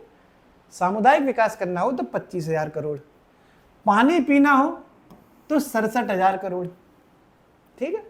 अपने देखो साथ में बोलो तो याद हो जाएगा। सामुदायिक विकास करना हो तो 25,000 करोड़, पानी पीना हो तो 67,000 करोड़, शहरों की चुनौती से निपटना हो तो 1 लाख करोड़, शहरों की चुनौती से निपटना हो तो 1 लाख करोड़, और राज्यों को देना हो तो 1.5 लाख करोड़। क्लियर? फिर से देखो, सामुदायिक विकास करना है तो 25,000 करोड़, पानी पीना है तो 67,000 करोड़, शहरी चुनौती से निपटना है तो 1 लाख करोड़, और राज्यों को देना है तो 1.5 लाख करोड़। ठीक साहब, हम बहुत कोशिश करते हैं कि आपको यही याद हो जाए। आगे देखते हैं साहब। अब दोस्तों थोड़ा सा रिवीजन कर लें, कई सारी कहानी हो गई ना, जल्दी जल्दी रिवीजन कराएंगे क्योंकि लंबा बजट है, थोड़ा टाइम लगेगा ना इन सब चीज़ों में। अब पार्ट 1 पार्ट 2 नहीं किया हमने, इतना टाइम नहीं है, आपको एक ही बार में करा देंगे। आपको लंबा लगे आप पॉज करके दोबारा देख लेना, ठीक है? लेकिन आज ये पूरा हम खत्म ही कराएंगे। देखो हमने सबसे पहले क्या शुरू किया था, इंडिया का पहला बजट है, जेम्स विल्सन के द्वारा 1860 में पेश किया गया, ठीक है? फिर इंडिया का पहला बजट स्वतंत्र भारत पर सुनील शेट्टी के चाचा ताऊ के बाबा आर.के. षणमुगम शेट्टी ने पेश किया था। सबसे ज़्यादा बजट किसने पेश किया? तो मोरारजी देसाई ने 10 बार, और दूसरे नंबर पर पी चिदम्बरम ने 9 बार। निर्मला सीतारमण का ये 8वां बजट है, लेकिन तीसरी बार इन्होंने लगातार पेश किया, ठीक? तीसरी बार इन्होंने लगातार पेश किया। ये 50.65 लाख करोड़ रुपए का आकार था, अभी आपको समझाया था अच्छे, और कोटेशन भी थी एक बढ़िया कि देश सिर्फ भूमि नहीं है बल्कि उसमें शामिल लोग हैं। और ये डायलॉग चुराया गया है गुरुजादा साहब के मतलब गुरुजादा साहब का लिखा हुआ है, निर्मला ताई ने चुरा लिया। तो गुरुजादा अप्पा राव नाम के एक व्यक्ति हैं जो तेलुगु में लिखते हैं, उनका ये डायलॉग था। ठीक साहब, आगे देखते हैं अपन अगला, मतलब रिवीजन कर रहे हैं ना, रिवीजन कर लेंगे तो आपके दिमाग में फिर से सारी चीज़ें आ जाएंगी। फिर ये विकास के इंजन थे, 4 इंजन बताए थे हमने, निर्यात करना हो, निवेश करना हो, कृषि और एमएसएमई। निर्यात, निवेश, कृषि और एमएसएमई। फोकस किस पे है कैमरामैन? तो नारी पे तो रहता ही है, ले और गरीब युवा किसान। कैमरामैन फोकस तो करता ही है भाई, आप आईपीएल देख लो, मैं थोड़ी बोल रहा, पूरा देश बोलता है कैमरामैन फोकस करो, और वो करता भी है वहीं पर सेंटर पे एकदम, है कि नहीं? तो एक गरीब युवा किसान नारी। फिर इसकी थीम क्या थी? सबका विकास। सबका साथ सबका विकास नहीं है, खाली सबका विकास। ठीक है साहब। फिर आ देखो, मखाना बोर्ड कहाँ बन गया? बिहार में। कपास उत्पादकता मिशन कितने टाइम के लिए बनाया था? अभी 5 साल के लिए। पता है ना, कॉटन के कपड़े पहनेंगे 5 साल तक के लिए, बढ़िया मस्त। फिर ये धन धान्य कृषि योजना लागू की गई थी, क्योंकि इस पिछड़े 100 जिलों को शामिल किया गया है। और कितने शुभ संख्या करके बताया था मैंने, याद है भाई? 11 शुभ होता, बीच में पॉइंट लगा दिया। 1.1 करोड़ किसानों को मदद मिलेगी। फिर राष्ट्रीय उच्च पैदावार मिशन, बच्चे बच्चे पैदा होंगे ऐसे याद कराया था, प्रोडक्शन में वृद्धि के लिए। फिर ये दालें जो हैं रूठ गई थी, तो इन्हें आत्मनिर्भर बनाया था ना, दलहन आत्मनिर्भरता मिशन 6 वर्ष के लिए। याद है, सारी चीज़ें कराई थी अभी। फिर आगे बढ़ते हैं अपन थोड़ा सा। देखो रिवीजन हो जाता है ना तो चीज़ें ईजी हो जाती हैं, नहीं बिना रिवीजन के आपको टफ लगने लगेगा ना। आगे बढ़ते हैं दोस्त, क्या हुआ इसको? मुझे लगता है कि कुछ, हाँ हो गया। तो ये आगे चलते हैं अपन। फिर देखो अपन ने ये एमएसएमई के लिए देखा था उद्यम पोर्टल। तो जो सूक्ष्म उद्यमी है उनको क्रेडिट कार्ड बंटवाए थे अभी 5 लाख रुपए तक के लिए। उद्यम पोर्टल के जरिए ये 5 लाख रुपए तक क्रेडिट कार्ड के जरिए पैसा ले सकते हैं उधार, और पहली साल 10 लाख लोगों को क्रेडिट कार्ड दिया जाएगा। ठीक। और पहली बार जो अपनी फैक्ट्री लगाएंगे उनको 5 सालों में, अगले 5 सालों में 2 करोड़ रुपए का ऋण मिलेगा। अभी बोतल की फैक्ट्री लगवाई थी आपकी, वही है कि पहली बार अगर कोई उद्यम स्थापित करेगा तो 5 सालों में उसे 2 करोड़ रुपए तक का लोन मिल जाएगा। फिर ये फोकस प्रोडक्ट स्कीम, वो सुनील शेट्टी और शिल्पा शेट्टी कहानी बताई थी कि उसके पापा ने उसकी चप्पलों पर फोकस किया और उसके कपड़े यानी लेदर पर फोकस किया। ठीक है, तो ये फुटवियर और लेदर पर अभी फोकस करवाया था। तो फोकस प्रोडक्ट स्कीम किससे हो गई? फुटवियर और लेदर क्षेत्र के लिए। ठीक है साहब, आगे बढ़ते हैं अपन, आगे बढ़ते हैं मुस्कुराते हुए। रिवीजन चल रहा है ना ये अपना। फिर ये आपका एमएसएमई देखो रिवीजन करवाया था पूरा। बिहार में देखो खाने पीने का मखाना बोर्ड था, और बिहार में ही राष्ट्रीय खाद्य प्रौद्योगिकी संस्थान स्थापित करा दिया। एमएसएमई वर्गीकरण में परिवर्तन, ये भी आपको कराया था अच्छे से कि 1 करोड़ का निवेश हो या 5 करोड़ का टर्नओवर हो, ये सब पहले वाली व्यवस्थाएं थी। तो 1 का गुना 5 हुआ था, पहले 5 हो रहे थे, इधर भी 5 हो रहे थे, इधर भी 5 हो रहे थे। तो 1 × 5, 10 × 5 और 50 × 5 सिंपल था। अब क्या हुआ है, ये पहले 1 की जगह अब 2.5 कर दिया, इंटू यानी 2.5 गुना किया गया है। 10 की जगह 25 किया, इसका मतलब ये भी 2.5 गुना किया गया है। और 50 की जगह 125, मतलब ये भी 2.5 गुना किया गया है। लेकिन यहाँ गुणा 5 का करते थे, अब गुणा 4 का करना है। सिंपल ये 2.5 के चौके 10, 25 के चौके 100 और 125 के चौके 500। ये सिंपल, आप टेक्निकल थोड़ा सा 1-2 बार रिवाइज करेंगे तो हो जाएगा। कोई ऐसी तोप थोड़ी चलानी इसमें। बड़े बड़े हाई स्कूल इंटर में मैथ पढ़ा हुआ है तो सिंपल है पूरा। फिर देखो ऋण सुविधा आपने पे शुरू करी थी। ऋण सुविधा कि पहले 5 करोड़ तक का रुपए का ऋण मिलता था एमएसएमई वालों के लिए, अब मिलेगा 10 करोड़ तक का। तो एमएसएमई का 5 का 10 कर दिया। स्टार्टअप वालों को पहले 10 करोड़ रुपए तक का मिल सकता था, अब 20 करोड़ का मिलेगा। जबकि निर्यातक एमएसएमई के लिए पहले भी 20 करोड़ का था, अभी भी 20 करोड़ का है। ये सारी चीजें आपको बैठ गई होंगी दिमाग में। 1-2 बार देखो हम पीडीएफ भेज देंगे, 2-3 बार आप देख लेना। 6-7 पेज का पीडीएफ है, 15 मिनट में पूरा रिवाइज कर लोगे। और मान के चलना दोस्तों, बहुत बड़ी बात नहीं कह रहा मैं, आपको 3 क्वेश्चन 4 क्वेश्चन यहाँ से मिलेंगे। बजट से पिछली बार भी क्वेश्चन थे, इस बार भी हैं। मतलब ये बजट और यूपी बजट दोनों मिला के, यूपी बजट तो हमने करा ही दिया है। अब आगे समझते हैं अपन निवेश क्षेत्र। निवेश क्षेत्र के लिए अभी आपको बताया था कि सभी जिलों में डे केयर सेंटर खुलेंगे। भारतीय भाषा पुस्तक स्कीम, यानी पुस्तकों का भारतीय भाषाओं में अनुवाद किया जाएगा। राष्ट्रीय उत्कृष्टता केंद्र बनेंगे ताकि बढ़िया आपको ट्रेनिंग मिल सके। ओके, ये सारी चीजें सिंपल थी। आगे देखते हैं अपन। फिर ये अपना ये टिंकरिंग लैब वगैरह, ये तो अभी अपन ने कराया ही था। अब नई चीज की तरफ चलते हैं। नया देखो साहब, ओके, ये नया देखो। अब देखो और क्या क्या हो रहा है। अब एक फसल जीन बैंक भी बनेगी दोस्तों। क्या बनेगी? फसल जीन बैंक, बजट में घोषणा की गई है कि फसल जीन बैंक की स्थापना भी की जाएगी। ये क्या होता है? जीन्स मतलब उनके बीजों का, उर्वरकों का, इन सब का ध्यान रखने के लिए, उनका प्रोडक्शन अच्छा हो ताकि फसल में पैदावार अच्छी हो जाए। तो फसल जीन बैंक की स्थापना की घोषणा की गई है। कहाँ बनेगी, कब बनेगी, कितना कैसे बनेगी, कुछ नहीं बताया। बन जाएगी तब पता चल जाएगा, फिलहाल ये घोषणा की गई है। तो ऐसे कभी आ जाए कि क्या घोषणा की गई थी कि नहीं की गई थी, किन किन की गई थी, इसलिए लिख दिया। ओके, तो की गई है फसल जीन बैंक की घोषणा। फिर ये पीएम यानी प्रधानमंत्री रिसर्च फेलोशिप प्रोग्राम शुरू किया गया है। प्रधानमंत्री रिसर्च फेलोशिप प्रोग्राम, ये क्या है? तो रिसर्च फेलोशिप समझते हो? जो बड़े बड़े कॉलेजेस होते हैं, आईआईटी, यूनिवर्सिटीज वगैरह, उसमें फेलोशिप चलती है ताकि बच्चे रिसर्च कर सकें। फेलोशिप का मतलब होता है कि कुछ बच्चे ऐसे होंगे जो पीएचडी कर रहे होंगे, उन्हें कुछ पैसा भी मिलेगा, जीआरएफ एआरएफ की तरह। तो फेलोशिप है, वो प्रोग्राम है पूरा। 10,000 फेलोशिप्स को सिलेक्ट किया जाएगा आईआईटी और आईआईएससी में। आईआईटी और आईआईएससी में। आईआईटी मतलब आईआईटी हो गया, आईआईटी कॉलेज, उसमें आईआईएससी भी इंडियन इंस्टीट्यूट ऑफ साइंस, ठीक है। ये इंडियन इंस्टीट्यूट ऑफ टेक्नोलॉजी, ये इंडियन इंस्टीट्यूट ऑफ साइंस में। तो इन दोनों सेक्टर्स में कितने फेलोशिप्स बनाए जाएंगे? 10,000, ठीक है। 10,000 फेलोशिप्स किस में बनाए जाएंगे? पीएम रिसर्च फेलोशिप प्रोग्राम के तहत आईआईटीज और आईआईएससी में। थोड़ा सा पानी पी लूँ मैं दोस्तों, 1 घंटे से बोल रहा हूँ बोलते बोलते थक जाता हूँ। और सब बढ़िया चल रहा है? मजे में ना एकदम पानी पी लूँ सर, गिलास से पानी पीता हूँ, खड़े होकर नहीं पीता, मैं बैठ के पीऊंगा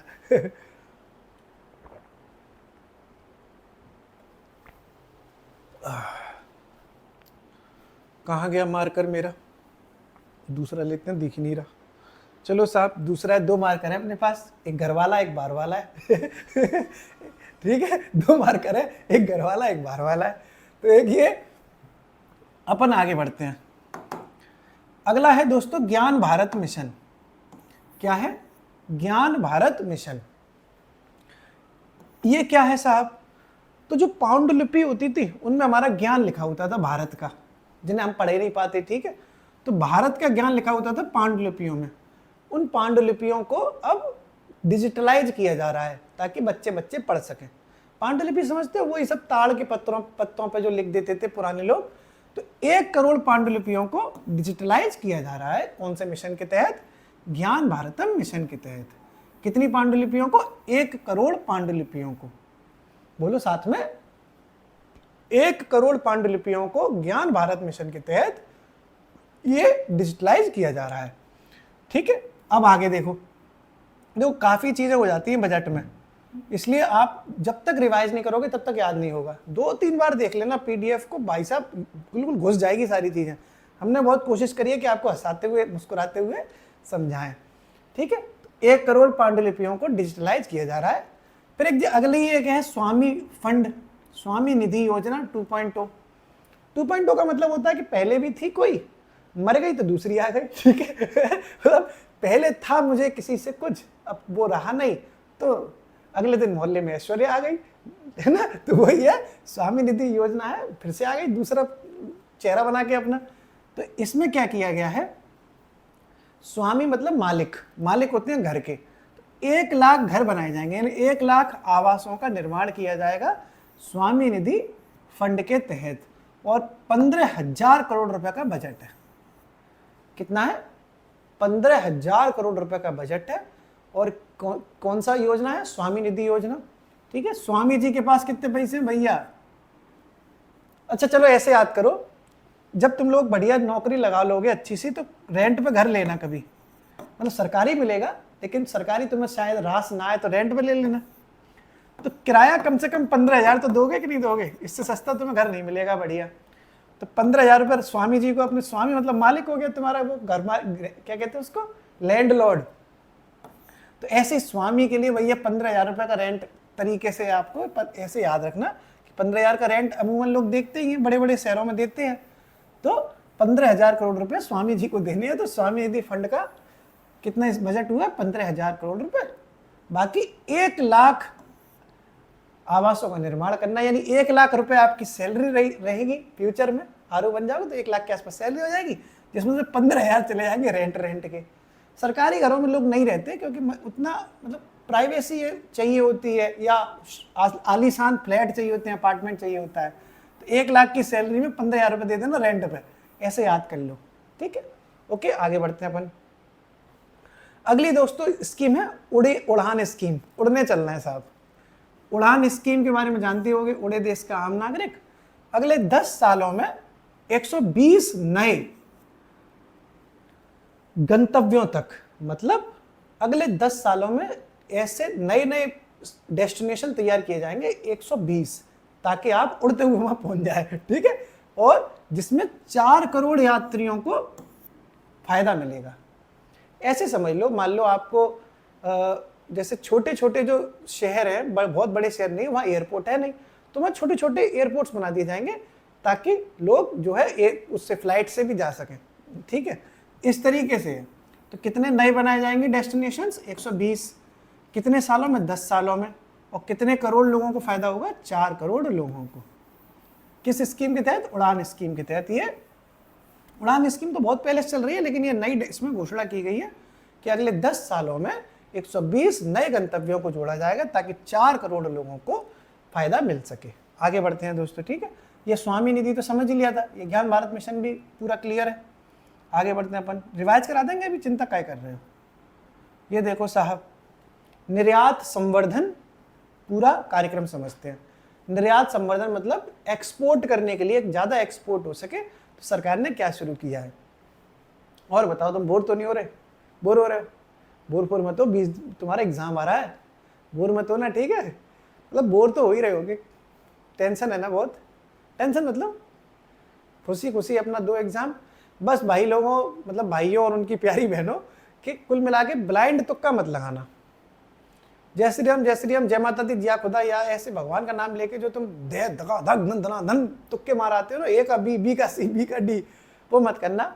बाकी याद रखना कि पेपर अगर टफ आए तो समझ लेना कट ऑफ कम जाएगी, क्योंकि सभी के लिए टफ होगा। तो घबराना मत टफ पेपर देख के, पेपर टफ ही आने लगे। अब पीसीएस का पेपर आया, टफ आया कि नहीं आया, लेकिन कट ऑफ कम गई है, लोगों का हो गया कम नंबर पे भी, जो ज़्यादा तुक्के लगाया है बेचारे रह गए। अब देखते हैं निर्यात संवर्धन स्कीम। देखो, निर्यात संवर्धन के लिए सरकार ने निर्यात संवर्धन मिशन की घोषणा की है। किसकी घोषणा की है? मिशन के बारे में ज़्यादा जानने की जरूरत नहीं है, मतलब सरकार बताए तब तो हम जाने, बहुत बताया ही नहीं सरकार ने, बस कहा है कि हम ऐसा मिशन लॉन्च करेंगे, निर्यात संवर्धन मिशन।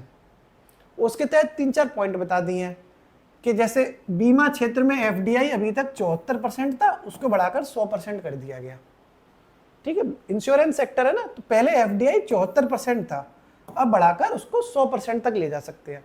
यानी कुल मिलाकर जो बीमा कराना करते थे हम लोग, उसमें बाहर विदेशी जो निवेश आता था वो 74% की सीमा तक आता था, अब वो 100% विदेशी आएंगे, आराम से बीमा करके आपका चले जाएंगे। बीमा करा लो, विदेशी आ रहे हैं, ठीक है, ओके।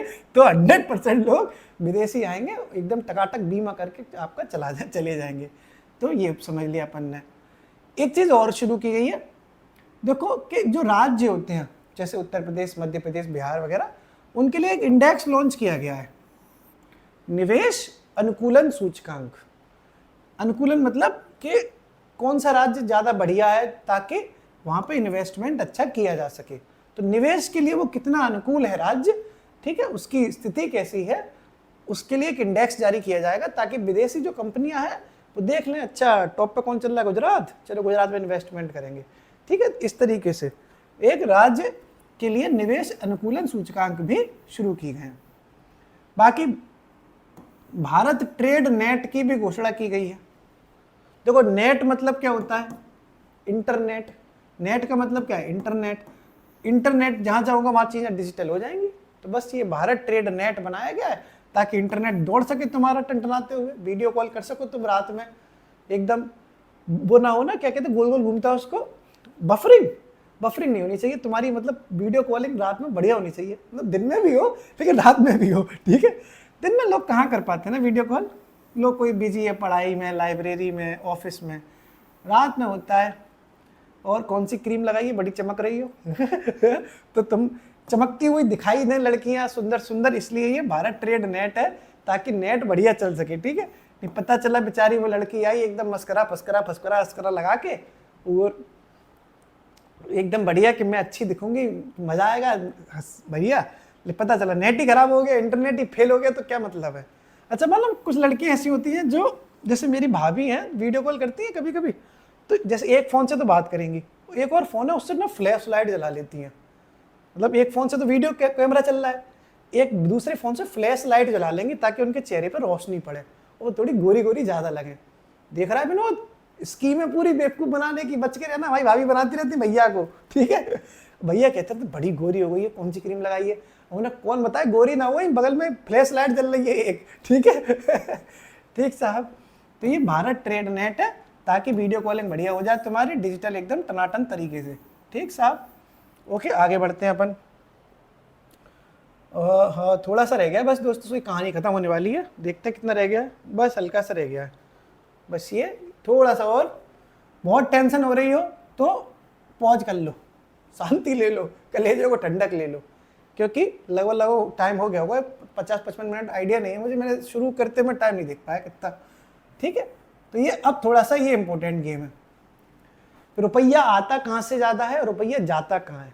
ठीक है, रुपया आता है पापा की तरफ से और जाता है मैडम की तरफ। ऐसा ही तो होता है। हम लोग लड़के लोग हैं तो अब तो चलो हमारी जॉब लग गई, तो क्या होता था, रुपया आता है पापा के यहाँ से और जाता कहाँ है, सोनाली पे, लक्ष्मी पे, और क्या रश्मि पे, नेहा पे, दिव्या पे, वहां जाता है पैसा। आता कहाँ से, पापा से, मम्मी से, जाता कहाँ है, रश्मि पे, लक्ष्मी पे।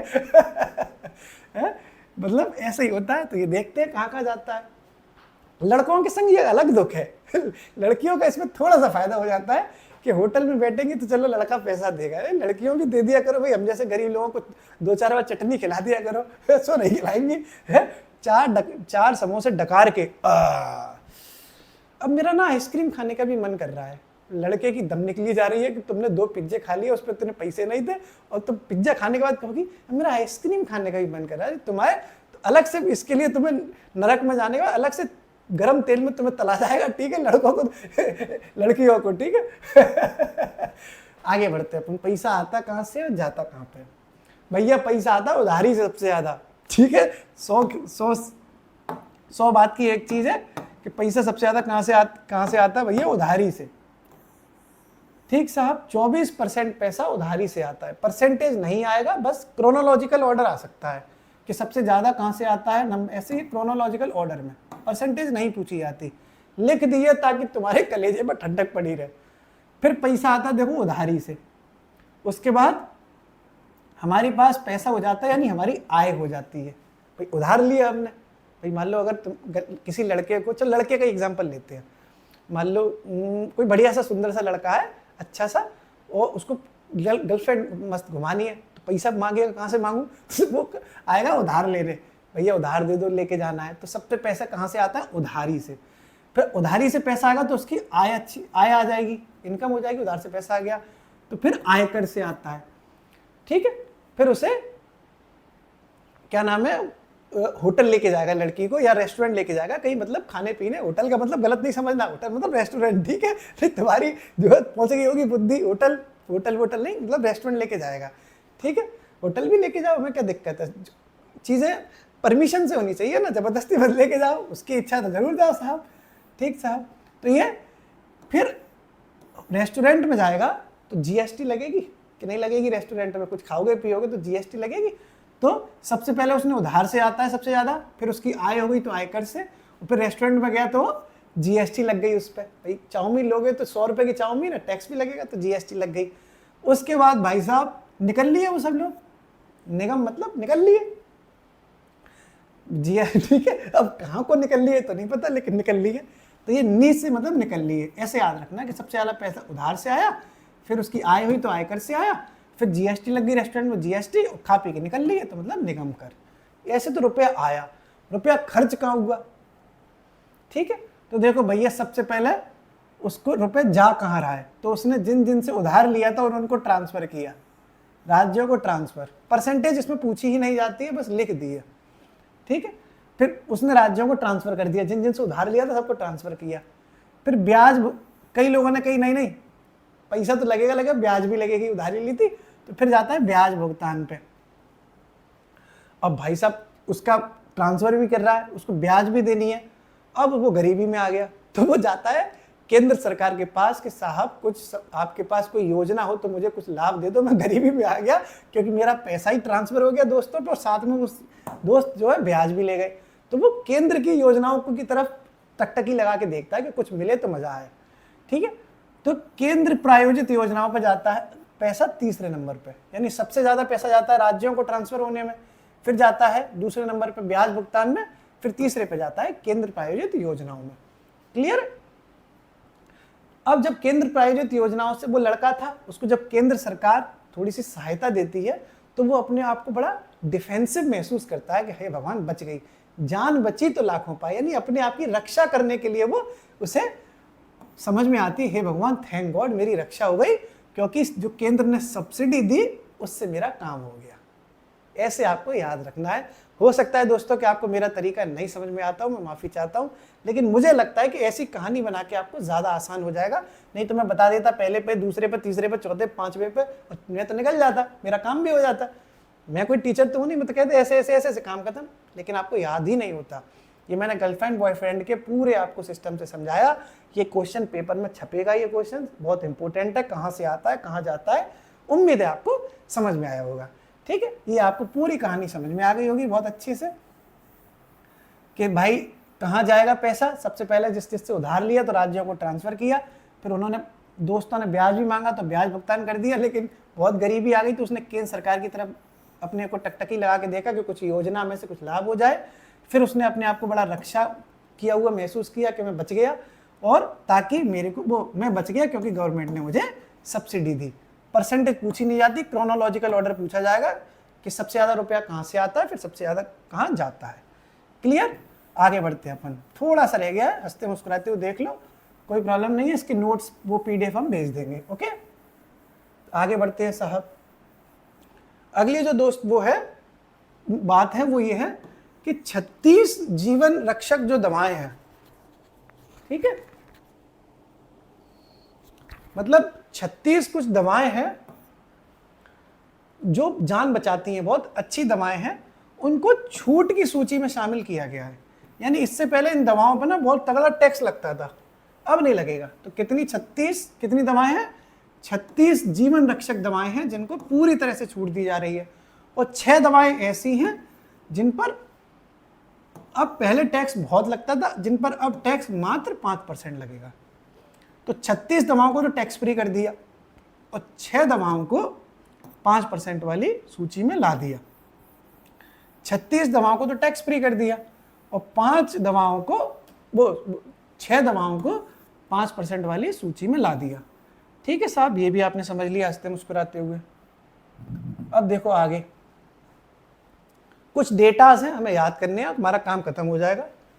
12 लाख रुपए तक की अगर आय है तो कोई टैक्स नहीं लगेगा, यानी एक साल में 12 लाख रुपए कमाए कोई टैक्स नहीं लगेगा।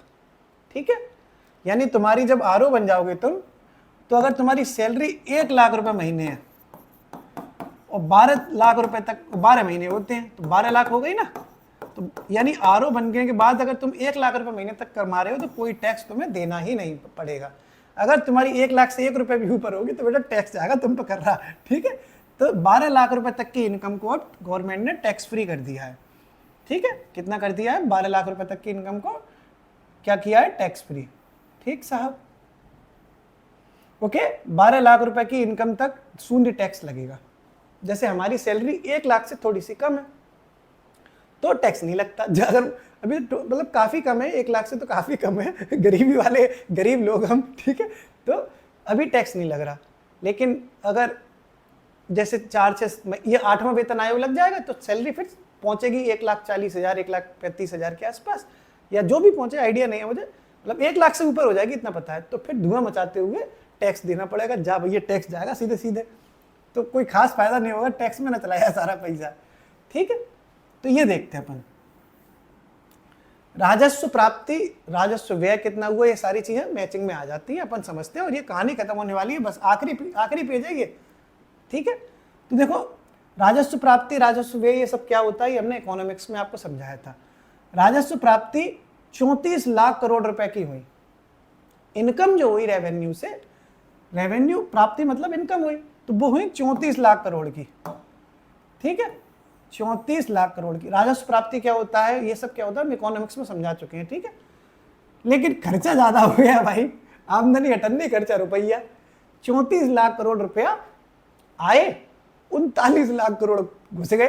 ठीक है, 5 लाख करोड़ का घाटा हो गया। तो राजस्व व्यय कितना है, कितना है, 39 लाख करोड़ रुपए। अब दोस्तों पूंजीगत प्राप्ति है और पूंजीगत व्यय है, इसको भी समझने हैं।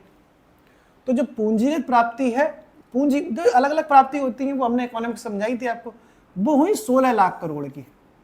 और पूंजीगत जो खर्चा हुआ वो सही रहा, यानी पूंजी में हमारा फायदा हुआ, राजस्व में हम घाटे में गए। ठीक है, तो पूंजीगत घाटे में हम लाभ में रहे हैं। याद रखना, स्टेटमेंट ऐसे भी आ सकता है, पूंजीगत खाते में हम लाभ में रहे कि 16 लाख करोड़ कमाए हमने, प्राप्ति करी, खर्चा 1 लाख करोड़ कम हुआ, 15 लाख करोड़ हुए। ठीक, यहाँ हम रेवेन्यू वाले में थोड़े से घुस गए। ठीक है साहब, यानी 34 की इनकम थी, 39 खर्च हो गए। 34 की इनकम थी, 39 घुस गए। ठीक है, ये भी समझा। अब देखो, ये देखो दोस्तों, इस तरीके से चीजें आई थी पिछली साल।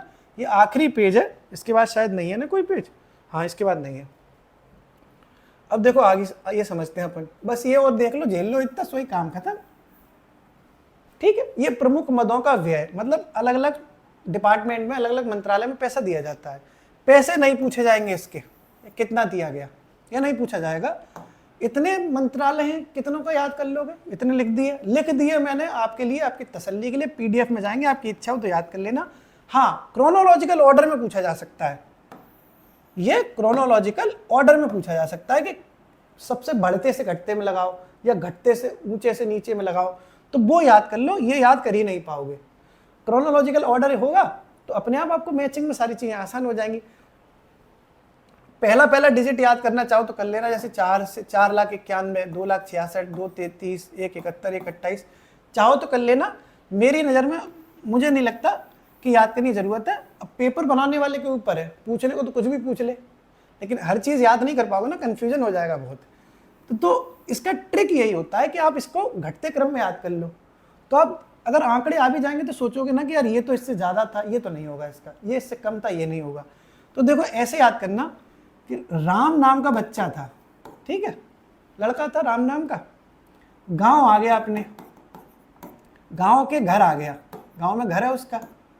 तो राम नाम का लड़का अपने गांव के घर आया ताकि वो खेती करना सीख सके, कृषि सीख सके। और कृषि बढ़िया करना सीख लेगा तो वो अपने गांव में ही शिक्षा और स्वास्थ्य, ये लिखा ही है, शिक्षा तो ये स्वास्थ्य सब लिखा ही है, अपने गांव में ही बढ़िया शिक्षा मिलेगी और उसका स्वास्थ्य हो जाएगा जैसा कि शहरों में है।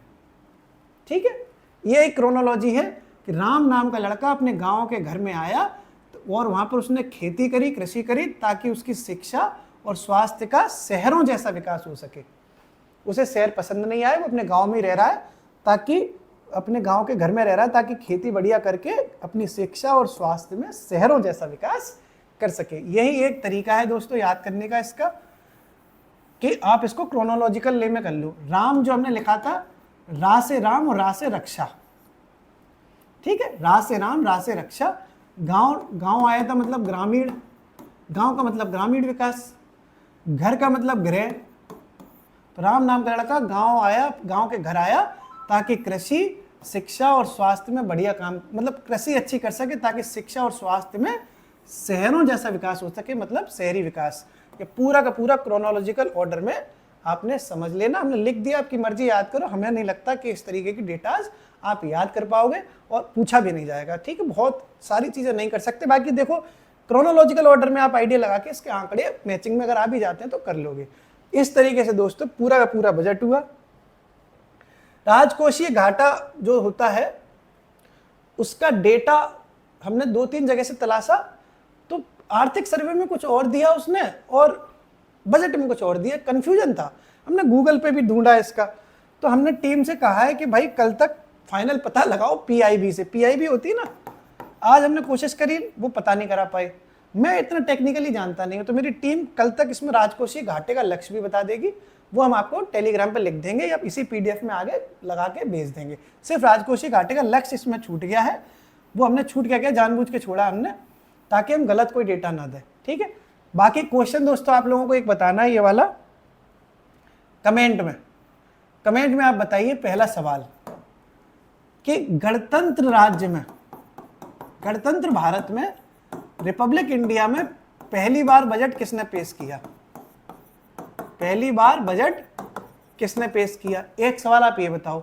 दूसरा सवाल आप ये बताओ कमेंट बॉक्स में कि उत्तर प्रदेश का जो बजट पेश किया गया था, यूपी का जो बजट पेश किया गया था, उसका आकार कितना था? यूपी के बजट का आकार कितना था? ये दो सवाल आप कमेंट बॉक्स में बताइए।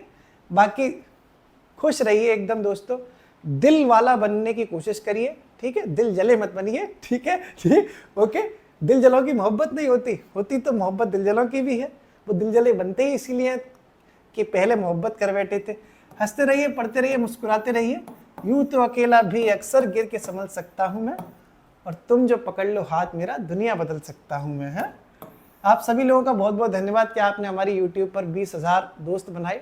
दोस्ती बढ़ती रहेगी, मैं रिश्ते निभाते रहूँगा, आप लोग भी रिश्ते निभाइए, स्माइल मारते रहिए। जिंदगी एक सफ़र है सुहाना, यहाँ कल क्या हो किसने जाना। शुक्रिया।